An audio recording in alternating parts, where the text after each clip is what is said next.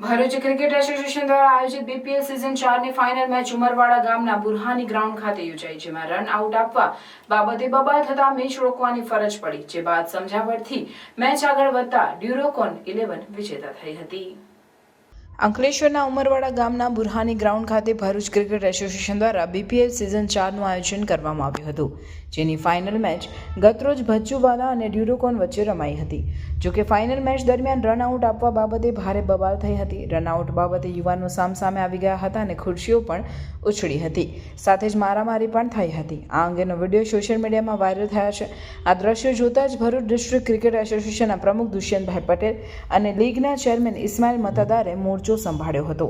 વિવાદના પગલે મેચ થોડો સમય માટે અટકાવી દેવામાં આવી હતી, પરંતુ આગેવાનોની દરમિયાનગીરીથી મામલો થાળે પડ્યો હતો અને મેચ પુનઃ શરૂ થઈ હતી, જે બાદ ફાઇનલ મેચમાં ડ્યુરોકોન 11નો ભવ્ય વિજય થયો હતો।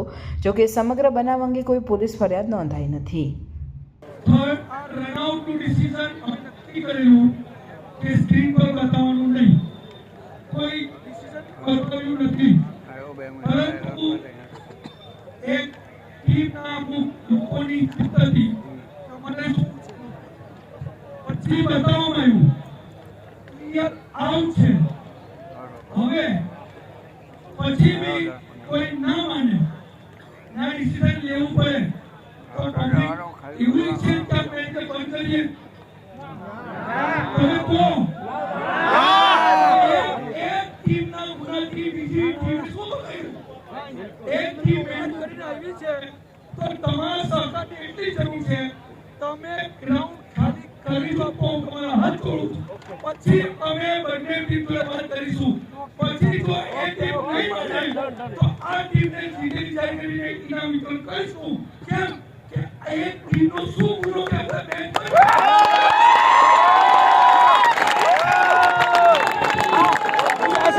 ચલો અમે બધાએ ડિસિઝન એવું લઈએ છીએ કે આ ગેમ સ્ટોપ કરીએ છીએ, બંધ કરીએ છીએ, કારણ કે આટલું ક્રાઉડ હેન્ડલ કરવું એ કોઈના બસની વાત નથી। બધાએ ધીરજ રાખી છે, સરકાર આપ્યો છે, જેથી બધાનો આભાર તો માનું છું, પણ આજની મેચ અહીંયા આગળ એને સ્થગિત કરીએ છીએ અને એનું જે કંઈ ડિસિઝન હશે એ આપણું ડિસિઝન એ આવનારા દિવસની અંદર, એક બે દિવસની અંદર બધા મીટિંગ કરીને બેસીને નિર્ણય કરીશું।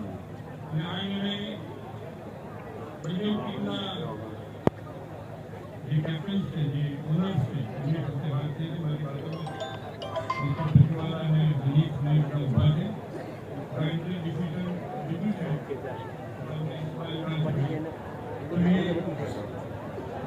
ડિસિઝન માન્ય રાખીને સૌ પોતે વધુ કોઈ ચર્ચા ન કરીને